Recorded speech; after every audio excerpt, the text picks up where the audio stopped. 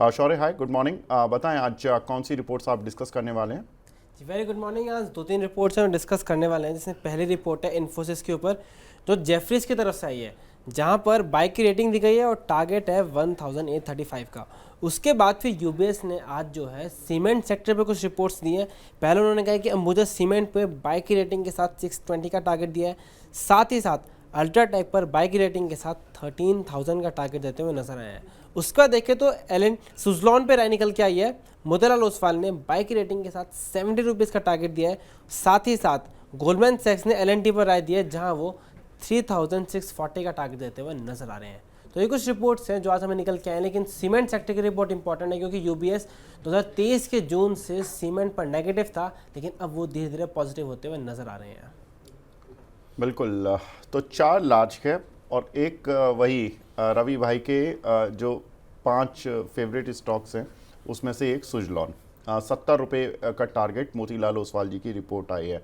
रवि भाई, 70 रुपये का टारगेट के लिए रखें या लोग इसमें भी नहीं सुनेंगे 70 रुपये पर भी?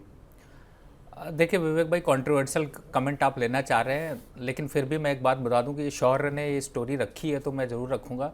और ये गैजेट का खिलाड़ी अपने हाथ पे गैजेट लेके चलता है, और इसने सबसे बड़ा मुकाम तो वाह के आईपीओ पे बनाया। बड़ी ज़बरदस्त रिसर्च करके आता था, और इसीलिए विवेक जी जो है इसको अपने आगे जो अपना एक तरीके से जो ज्ञान है वो इसके साथ शेयर करते हुए इसको आगे बढ़ा रहे। तो शौर्य, बहुत बहुत कॉन्ग्रेचुलेशन, आप आगे बढ़ रहे हो और अच्छी अच्छी रिसर्च लेकर आ रहे हो।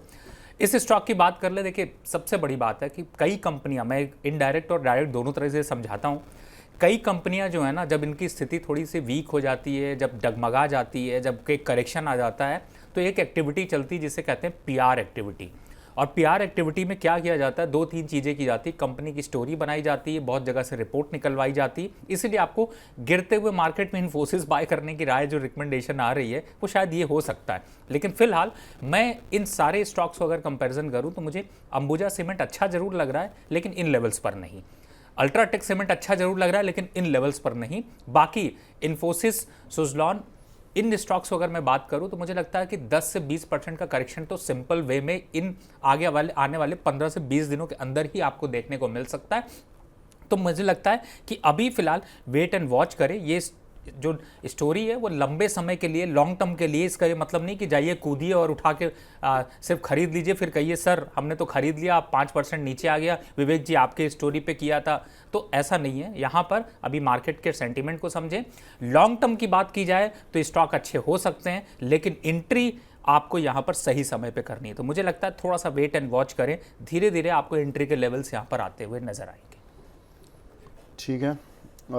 आशिफ पटेल जी का सवाल फिनोलेक्स केबल पर आ गया 930 रुपये पर।